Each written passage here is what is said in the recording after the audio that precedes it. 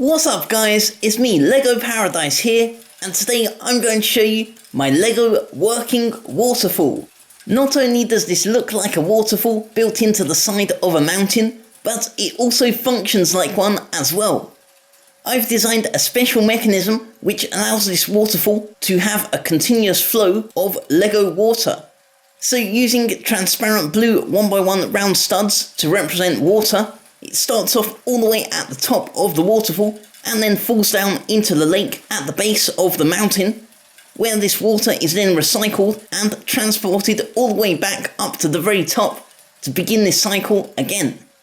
And it looks really great with all of the water flowing out of the top of the waterfall and then being continuously recycled back up to the top. It looks just like a real life waterfall would look like if it was made in Lego. This is also my biggest Lego Ideas project, so that means if you want to see this waterfall made into an actual Lego set that you can buy, please support my project on Lego Ideas. There's a link in the description, just click the support button and help me reach 10,000 supporters so that Lego will consider making it into an actual Lego set. I really appreciate all of your help. I can't wait to show you some more of the mechanism. I've not seen anything like this used in any other Lego creations. But first, let's explore all of the details around the outside and also the interior of the waterfall. So for the general appearance and the aesthetic of this waterfall, I was inspired by real life locations of mountain ranges and those types of climates such as the Rocky Mountains and the Alps, perhaps a bit more inspired by the Rocky Mountain areas. And as you can see, I've created this style of waterfall in a more colder, mountainous type of region. So you have massive cliff rocks, as well as some of the types of trees which live in those climates, such as these different sizes of pine trees. That's a very cool technique used to build up these trees. It's especially great because you can make them in all sorts of different sizes. You'll see at the base of the waterfall, I've included slightly smaller pine trees, while at the top there's a very large one with a few extra layers.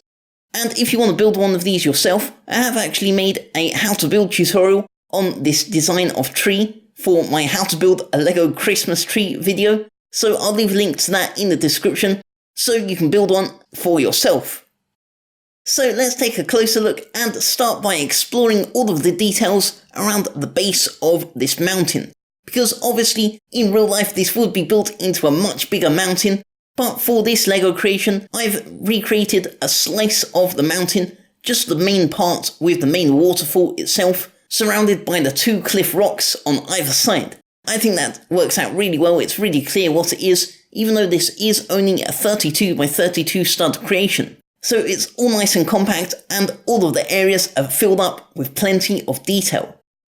At the lake, at the bottom of the waterfall, I've built up this cool water splash effect to represent the spray of water that comes out as the water from the waterfall crashes down onto the surface of the lake. So that's built up using lots of transparent clear, angled bricks and some transparent cheese wedge pieces, and that helps create this very organic, natural water effect. And that's also a very good contrast between the colour of the actual waterfall itself and the rest of the lake.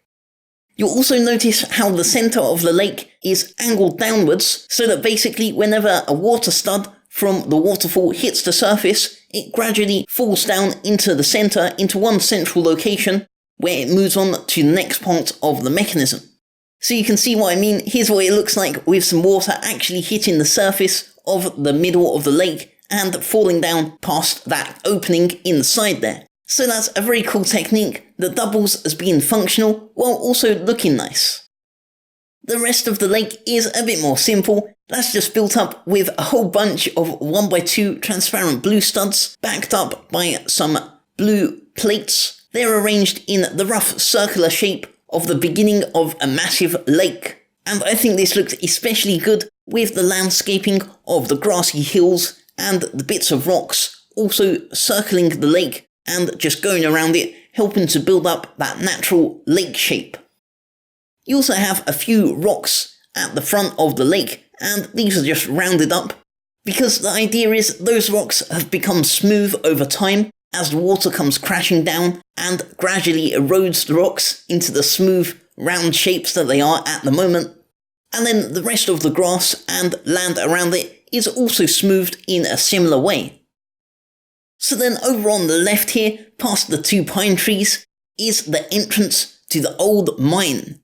This is marked by some wooden posts. They act as structural supports and hold up the rocks around it to prevent a cave-in. You can also see there's a small minecart, and this minecart can be pushed out of the way for it to travel along the minecart tracks all the way down to the bottom of the mine. Of course, we'll have a better look at both the minecart and the rest of the mine as we get to the interior, but for now you can just see how that opens up the entrance to the mine a little bit more, and I think the mine gives a nice contrast to the rest of the rocks around that area. Over on the other side of the lake is a slightly different build, so here I've included a naturally formed stone stairway, and that extends all the way up the side of the mountain, and that is actually the start of a path that will take you all the way to the very top of this waterfall mountain. So you can see how the rocks naturally arch and form a natural cave-style entrance. You can also see the start of the cave, which is currently home to a campsite used by the minifigure exploring this waterfall, and that area can be easily accessed from this little path. So now let's move up the waterfall. Let's start by taking a look at the waterfall itself. So I built this out of lots of upside down Lego rock pieces, some of the prefabricated ones, because I think they look good as a good background to the moving parts of the waterfall. This way it's got a good bit of texture and a nice colour background behind the blue studs as they fall down. You can also see there's a hidden bridge behind the waterfall that is part of the pathway leading up to the top, and you can position a minifigure on that bridge. That looks really cool when viewing it from the front of the waterfall. Then surrounding this waterfall are a pair of cliffs which make up the mountain that the waterfall is part of. For these cliffs, I didn't just want to build them out of regular rocks just going up, because that would be a bit boring, and instead I wanted to experiment with some interesting angles and building techniques to really give the feeling that these are naturally forming mountain rocks and not just a structure built out of common bricks. So I think I've achieved that technique very well. You can see how I've created these interesting angles of the boulders and the different rocks sticking out. That's using some of the Lego ball joint pieces. Those parts are especially handy if you want to build stuff like this. There's all at weird angles.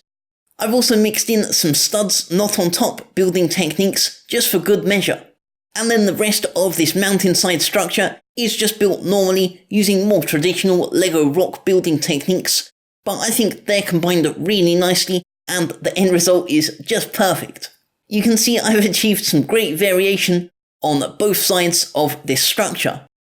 Now we've reached the very top of the waterfall, and by now you've probably noticed this guy, who is a golden eagle. This is a super cool brick-built design, and he's currently sitting there surveying the landscape, protecting his nest.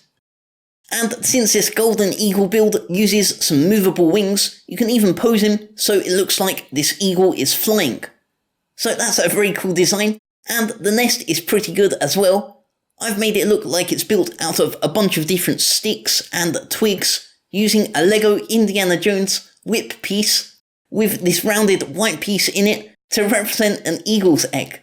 Behind the eagle is another pine tree. I've made this one extra big to represent the tallest peak of the mountain, and I've also included some more landscaping. This is a bit more colourful than the base of the waterfall with a few different flowers and also a stone pathway leading all the way to this opening in the rocks, which is currently covered by a few planks of wood. And that opening at the top marks the entrance to the path which leads all the way down to the base of the waterfall. That's the one which starts out at the right underneath those arched rocks. You can see how there's a ladder leading all the way down to another platform. That platform in turn connects to the wooden bridge you saw earlier. That's very important to include because whenever I build these big Lego creations, I always want to make sure that each area on my model can be accessed by minifigures. So whether that's through a hidden pathway, or a bridge, or a ladder, or all three of those things in this case, I always like to include that. The other side of the mountaintop doesn't have as many details, but it's still decorated with some flowers and plants, as well as the stone path, which continues across the river. This area is currently being explored by a minifigure who's hiking around this location, and looks very surprised that he's spotted a golden eagle so close up. Then over in the middle, this is where the river starts. So I've only built a tiny portion of the full length of this river, but even then you can still see how this river gradually slopes downwards until becoming suddenly very sharp at the edge of the waterfall. That of course is the point at which the waterfall is created, as the water suddenly doesn't have anywhere to go in the river and is pulled down by gravity. You also might have spotted a couple of fish swimming in the river over at the top there, as well as some stones and pebbles hidden underneath the water. I really like using these blue Lego window pieces to represent bodies of water, because it means you can hide lots of details and a bit more scenery underneath the water. So that concludes all of the details on the exterior of my working waterfall. Now let's take a look at everything inside. The interior can be split into three sections: the campsite and mineshaft on the left, the waterfall mechanism in the centre, and the old mine over on the right. And that's what we're going to start by looking at. So this is the other side of the entrance you saw earlier, and now's a good time to take a look at the actual minecart. This is a cool little design that's very simple. It's just built out of a bunch of different slope bricks, and it's got a 2x2 gap in the middle for storage, so you can store some gold or minerals, or even ride in the minecart with a minifigure. Just have to watch out that the minifigure doesn't go flying off at the end of the journey. So this minecart runs on this tiny stretch of track, but that's enough to get the idea across that this is the entrance to the mine. Hidden underneath the rails are some crystals in various styles and colours, and I've designed this area to look like it's part of a massive cave that expands even further on from what we can see in the model. So I've used lots of black bricks to represent the space inside of the cave that is currently hidden from the view. That also provides a nice contrast with the crystals and really makes them stand out and look like they're actually glowing and shining.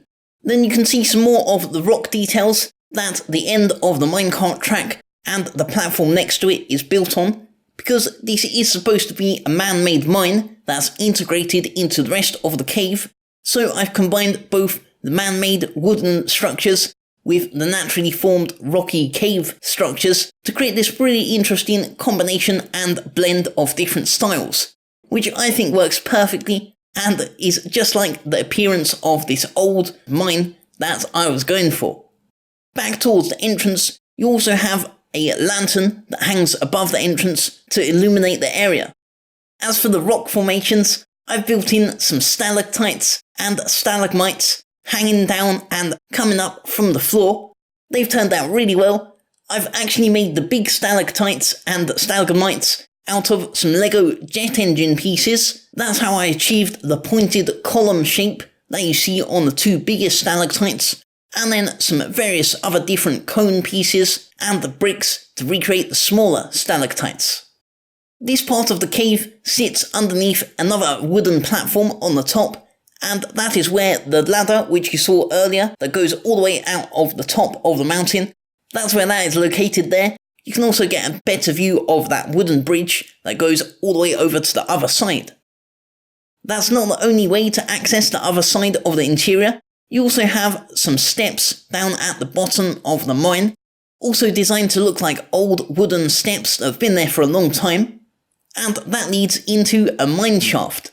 So it looks like there was still some ongoing excavations in this mine shaft, which is why there's some dynamite attached to a detonation plunger, and that's actually a little play feature I included. You can press down on the plunger to detonate the dynamite. That will allow you to free up another part of the cave so you can mine some more crystals and minerals. There's even more colours of these crystals hanging on the walls of this mineshaft. There's a green formation towards the lower part of the wall, as well as a red one, which is actually a disguise for another play feature, which we'll see as soon as we've done with the mine. So the last detail in this mineshaft is a tiny little bat who's hanging upside down from the ceiling. That's just built using some upside down construction techniques and works really well to make this section feel a little bit more inhabited. So then directly above the mineshaft is the campsite. So we caught a glimpse of this a bit earlier, but you can see one of the main features with this campsite is the glowing campfire. That is constructed using a Lego light brick, and that produces a really nice glowing effect that's very realistic. You can even make it seem like it's actually crackling like the flames of a fire, and that keeps the minifigures nice and warm. The reason I chose this area for a campsite was that it's nice and sheltered from the elements outside of the cave, and it's just a good little location with a very easily accessible entrance to the ground level and the lake outside. So that's a nice cozy spot to do a bit of camping if you're a minifigure. Behind the campsite there's not too much more to see. It's mostly just the walls of the cave and the mountain, but you will have noticed one of the two motors which powers the main waterfall mechanism sticking out of the middle.